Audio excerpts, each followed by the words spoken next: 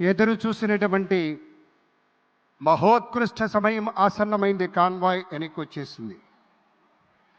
కొంచెంసేపట్లో, ఇందాక నుంచి మీకు అంటున్నాం, కాసేపట్లో కొద్ది క్షణాల్లో అంటున్నాం, ఎందుకంటే ఒక నిరుత్సాహం ఉండకూడదు, ఎప్పటికప్పుడు మనం చక్కగా ఉండాలనే ఉద్దేశంతో సార్ వాళ్ళంతా వచ్చేసారు. మన ఆంధ్రప్రదేశ్ రాష్ట్ర రాజధాని అమరావతి పునర్నిర్మాణానికి సంబంధించినటువంటి ప్రారంభోత్సవంలో పాల్గొనడం కోసం గౌరవనీయులు ఇక్కడ ఉన్నటువంటి అమాత్య శాఖలు కూడా ఈ స్టేజ్కి వెనక వైపున ఒక లైన్లో, ఒక వరుసలో, ఒక క్రమంలో నిలబడ్డారు. పెద్దలు రావడంతో వారిని స్వాగతించుకుంటారు. ఒక 2 నిమిషాల వ్యవధిలో మన ముఖ్యమంత్రి గారు, పవన్ కళ్యాణ్ గారు వాళ్ళంతా వేదిక మీదకి వస్తారు.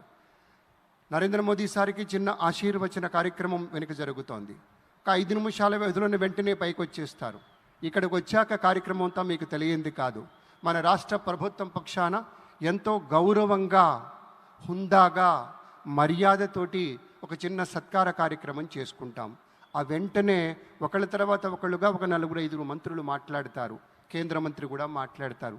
ఆ తర్వాత మనరహం శ్రమిస్తున్నటువంటి భారతదేశాన్ని శిఖరాగ్రాన నిలపటం కోసం, యావత్ ప్రపంచంలోనే నిలపటం కోసం ఈ యొక్క కార్యక్రమం జరుగుతుంది. కాబట్టి విచ్చేశారు. వారిని మన ముఖ్యమంత్రి వర్యుడు, ఇతర మంత్రులకి అందరికీ పరిచయాలు అయిపోయినాయి. లోపల తిరుమల తిరుపతి దేవస్థానం నుంచి విచ్చేసినటువంటి అర్చక స్వాముల బృందం తమ యొక్క ఆశీస్సులు అందిస్తూ ఉన్నారు. వెంటనే అది ఒక 2-3 నిమిషాల వ్యవధి మాత్రమే ఉంటుంది, ఎక్కువసేపు ఉండదు. ఆ ఆశీర్వచనం అయిన వెంటనే మన నరేంద్ర మోదీ గారు వేదిక విచ్చేస్తారు.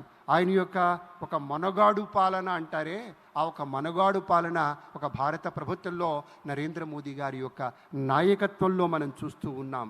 ఎందుకంటే పాలన అంటే ఇలా ఉండాలి, పరిపాలన ఇలా చెయ్యాలి, దేశంలో సంస్కృతిని ఇలా కాపాడాలి, అన్ని విధాలుగా మన సంస్కృతి ఎక్కడ బీటలు వారినా కూడా దానికి ఏమాత్రం విరవకుండా ముందడుగు వేసి తమదైనటువంటి రీతిలో స్పందించి ఒక మోటివేట్ చేసుకుంటూ కోట్లాదిగా ఉండేటువంటి ఈ ప్రజానీకానికి, దాదాపు 140 కోట్ల ప్రజానీకానికి కావలసినటువంటి ఒక ధైర్యాన్ని, స్థైర్యాన్ని ఇవ్వగలిగినటువంటి మూర్తిమత్వం ఎవరిదయ్యా అంటే ఒక నరేంద్ర మోదీ గారిది అని మనవి చేసుకుంటూ, ఒక మేక్ ఇన్ ఇండియా అనేటువంటి నినాదం కావచ్చు, ఒక స్టార్టప్ ఇండియా అనేటువంటి నినాదం కావచ్చు, ఒక డిజిటల్ ఇండియా అనేటువంటి నినాదం కావచ్చు, ఏదైనా మనం ఆర్థికంగా స్థిరత్వాన్ని సంపాదించినప్పుడు మాత్రమే ఇది సాధ్యమవుతుంది.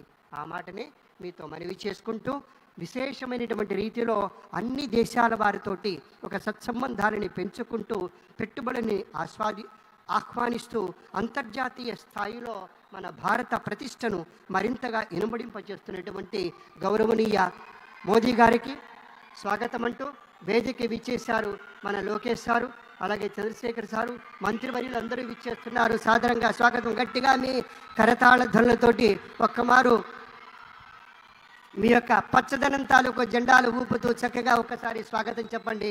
మన రామ్మోహన్ నాయుడు గారు, అలాగే గౌరవనీయులు డాక్టర్ చంద్రశేఖర్ గారు అందరూ విచ్చేశారు. పెద్దలందరికీ సాదరంగా స్వాగతం పలుకుతూ, ఈ మహనీయ మూర్తులు వచ్చారు కాబట్టి ఇక చంద్రబాబు నాయుడు గారు విచ్చేస్తూ ఉన్నారు.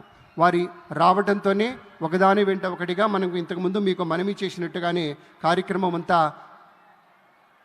విస్తారంగా, విపులంగా, చక్కగా, సంక్షిప్తంగా, హాయిగా వెళుతుంది. ఎందుకంటే రాజకీయ వినీల ఆకాశంలో ఒక మహాస్వప్నికుడు ఎవరైనా ఉన్నారా అంటే అది మన చంద్రబాబు నాయుడు గారు. అధ్యయనం, ఆలోచన, ఇవి 2 కళ్ళు. జనహితం, ప్రజామతం, ఆయన నమ్మిన దేవుడి రూపం. ఆ విధంగా చంద్రబాబు నాయుడు గారు రాబోయే ఎన్నికల కోసం కాదు, రాబోయే తరాల కోసం కృషి చేస్తాడు. కాబట్టే నిజమైన నేతగా ఉంటాడు. మన పవర్ స్టార్ పవన్ కళ్యాణ్ గారు విచ్చేశారు. గట్టిగా మీ కరతాళ ధ్వనులతోటి స్వాగతం చెప్పండి. ఒక నిఖార్సైనటువంటి రాజకీయ నేతృత్వం ఎలా ఉంటుందో వారిని చూస్తుంటే తెలుస్తూ ఉంటుంది. ఒక నవనీతం లాంటి హృదయం ఉన్నటువంటి నేత మన పవన్ కళ్యాణ్ గారు, ఉప ముఖ్యమంత్రి వర్యులు. రసగీతంలా మాధుర్యభరితంగా ఉంటుంది ఆయన ఒక ఆలోచన సరళి. ఒక ఔదార్యం కనపడుతుంది, ఒక ఔన్నత్యం ఉంటుంది, సదా వందనీయమైనటువంటి ఆదర్శం ఆయన మాటలో, ఆయన చేతలో స్ఫుటంగా కనిపిస్తుంది. కాబట్టే జనసేన మొత్తం ఎంతో విస్తృతమైనటువంటి రీతిలో గట్టిగా, మనస్ఫూర్తిగా మన పవర్ స్టార్కి స్వాగతం చెప్తారు. ఎందుకంటే ఆయన రేపటి రోజు మాత్రమే చూడడు. మన చంద్రబాబు గారిలా ఒక దీర్ఘగామి, దీర్ఘదర్శి, అలాగే ఒక దీర్ఘదర్శిగానే ఉండటం మాత్రమే కాదు, శీఘ్రగామి అనుకున్న పనులు చిటికలో సాధించుకుంటూ వెళ్ళాలి, దానికి కావలసిన తోటి విజన్ తోటి ముందుకెళ్ళాలి అంటాడు. అలాగే ప్రతినిత్యము, ప్రతిరోజు, ప్రతి ఘడియ ఈ రాష్ట్రం తాలూకు ప్రజల యొక్క క్షేమం గురించి హాయిగా ఆరోగ్యంగా ఏ చింత లేకుండా ఉన్నారా అనేటువంటి ఒక ఆలోచన చేస్తారు మన పవన్ కళ్యాణ్ గారు. అలాగే మన అందరి యదమందిరాలలో ఆయన ఆవాసం ఉంటున్నాడంటే అది ఆయన గొప్పతనంగా మనవి చేస్తే, తను పంచేటువంటి మంచితనాల సావాసమే. మనమంతా జనసేన మిత్రులారా ఒక్కసారి మీ కరతాళధులతోటి స్వాగతం చెప్పండి. అర్ధాతీత మహోన్నత వ్యక్తిత్వానికి స్వాగతం అంటూ మన ప్రీతమ ఉప ముఖ్యమంత్రి వర్యులు శ్రీ పవన్ కళ్యాణ్ గారికి స్వాగతం.